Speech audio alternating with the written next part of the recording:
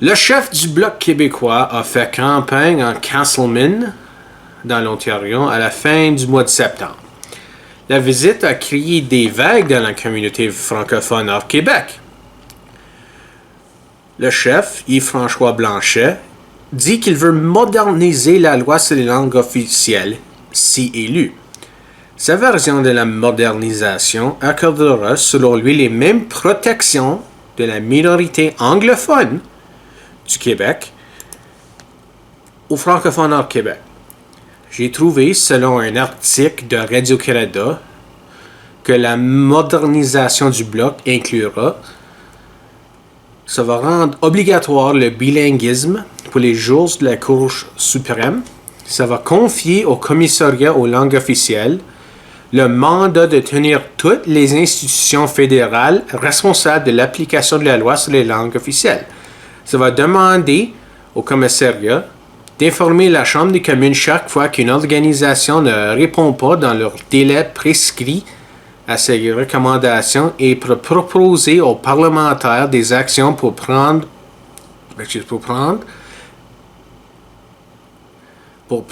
les faits respectés.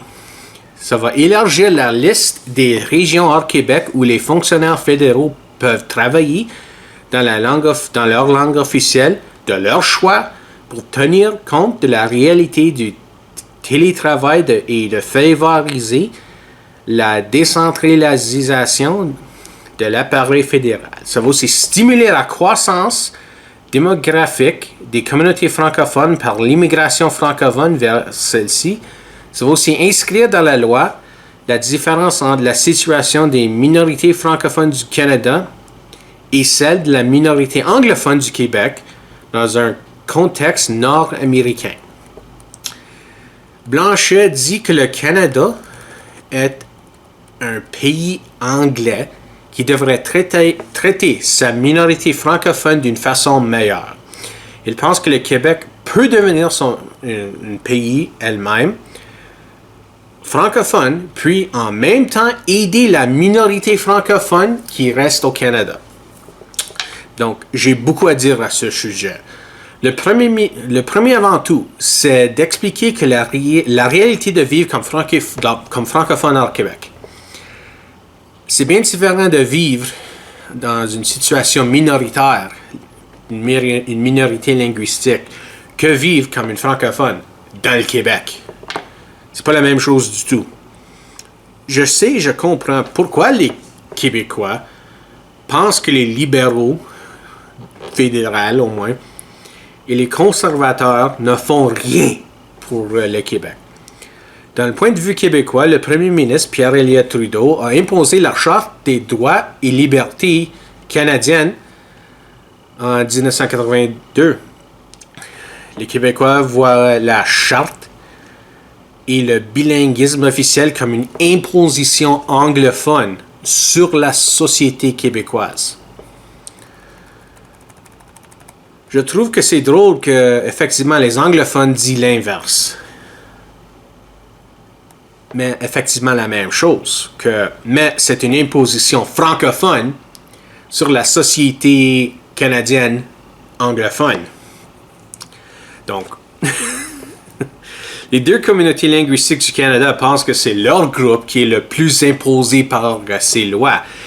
Les anglophones pensent que c'est leur minorité qui sont maltraités au Québec. Les francophones disent que c'est eux qui sont le plus maltraités hors Québec. Donc, dans le fond, je pense que les deux groupes ont leur raison, ou ont raison en général. Mais les libéraux, dans l'époque avant la création du Bloc québécois, avaient une majorité écrasante au Québec. Trudeau, le père de Pierre Elliott Trudeau, et du Québec lui-même. Mais lorsque la charte a été imposée, ou passée par la Chambre des communes, je devrais dire, presque chacun des députés libéraux du Québec sont levés pour s'opposer à la nouvelle constitution qui a été imposée sur la province quand le Québec n'a pas signé la constitution. C'est de cette façon que les libéraux ont perdu leur forteresse québécoise, jamais à la récupérer complètement. Donc là, on va passer les conservateurs. Je comprends pourquoi les Québécois vont voir que les conservateurs, ou soit les progressistes conservateurs du passé, ne font rien pour les francophones. J'imagine que l'ancien premier ministre progressiste conservateur Brian Mulroney n'est pas bien vu au Québec à cause de ses efforts ratés de faire le Québec signer la Constitution canadienne. Si vous voulez plus d'informations, vous avez juste à rechercher l'accord du lac Meech ou l'accord de Charlottetown. Ces deux accords ont été ratés. C'était des efforts, effectivement, pour que le Québec signe la Constitution canadienne, mais, comme je dis, c'est tout raté. De l'autre façon, les francophones hors Québec n'ont pas vraiment les mêmes points de vue. La charte garantit nos droits linguistiques en situation minoritaire. On ne le voit pas comme une imposition anglophone. Les Franco hors Québec et les Québécois ont une langue et une culture en commun, mais des différentes expériences. Pendant la Révolution tranquille au Québec, l'Acadie avait leur propre révolution qui était presque oubliée par l'histoire. L'Ontario avait une lutte similaire au début du 20e siècle avec le règlement 17. Le Québec n'a pas eu la même lutte, car les Francos sont la majorité dans cette province. Puis c'est la raison de nos différences. Donc, c'est de cette façon que je dis l'appui du Bloc ne sert à rien aux francophones hors Québec. Le Bloc, c'est un parti du Québec. Leur slogan de cette élection, c'est « Le Québec, c'est nous ». Au point de vue hors Québec, le Bloc, c'est un parti du Québec et il ne représente pas. Les actions de Blanchet, c'est une action symbolique, mais c'est tout. Je ne dis pas que la communauté francophone hors Québec ne l'appréciera pas, la geste. Pas du tout. Je pense que la communauté franco-ontarienne pourrait trouver l'appui du Bloc ou de la société québécoise utile dans la lutte contre les politiques du gouvernement ontarien. Ça peut aider avec passer ou bâtir l'université franco-ontarienne. Peut-être. Et de au moins aider à éviter plus de coupures des services du gouvernement ontarien.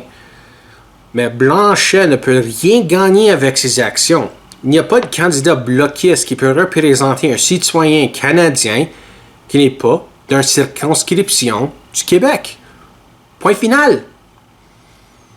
Il ne peut pas gagner un mandat pour aider les francophones hors Québec. Point final une autre fois.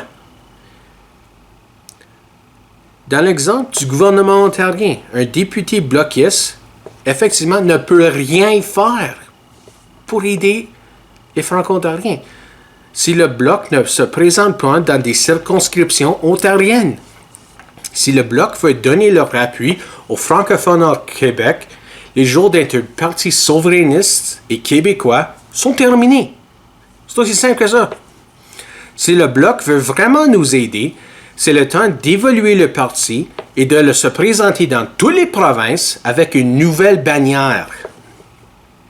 Si vous voulez vraiment défendre le français dans le Canada, c'est le temps de donner les choix aux autres peuples franco-canadiens.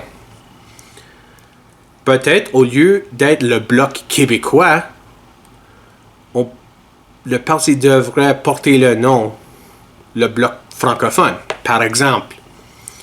Puis là, tous les francophones pourront être égaux et protégés. Si le Québec sort du Canada, les francophones hors Québec seront en risque de perdre leur toit linguistique. Blanchet n'a pas raison de penser qu'un Québec indépendant peut aider les francophones en situation minoritaire qui resteront au Canada après la rupture. Peut-être les deux pays, le Canada et le Québec, pourront rester des alliés pour avoir des relations des bonnes relations, pourront se rapprocher. Mais ça ne veut pas dire qu'il va avoir le Québec pour avoir une influence sur le Canada. Il n'y a pas de garantie dessous. Peut-être il y aurait de l'influence, un peu d'influence, mais rien de garanti. C'est un risque. Je sais qu'on ne perdra pas nos services et nos droits linguistiques immédiatement après la rupture. Mais nos droits seront enlevés éventuellement, petit à petit. J'en suis sûr. Blanchet, même avec ses bonnes intentions, est aveugle de la réalité s'il ne veut pas voir ça.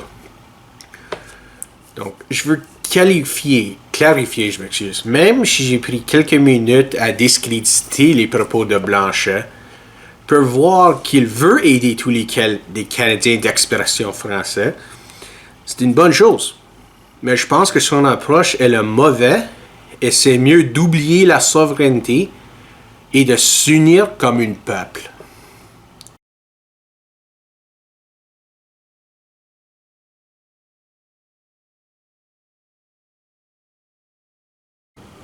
Merci d'avoir regardé ma vidéo. Si vous avez aimé ce que vous avez entendu, s'il vous plaît, laissez un commentaire. Si vous n'avez pas aimé ce que vous avez vu, aime pas la vidéo.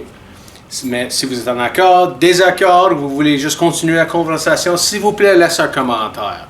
Aussi, abonnez-vous à ma chaîne YouTube et vous pouvez me suivre sur Facebook, Twitter, puis Minds. Il va y avoir des liens en bas dans la description. Puis, merci une autre fois. Bonne journée, à la prochaine.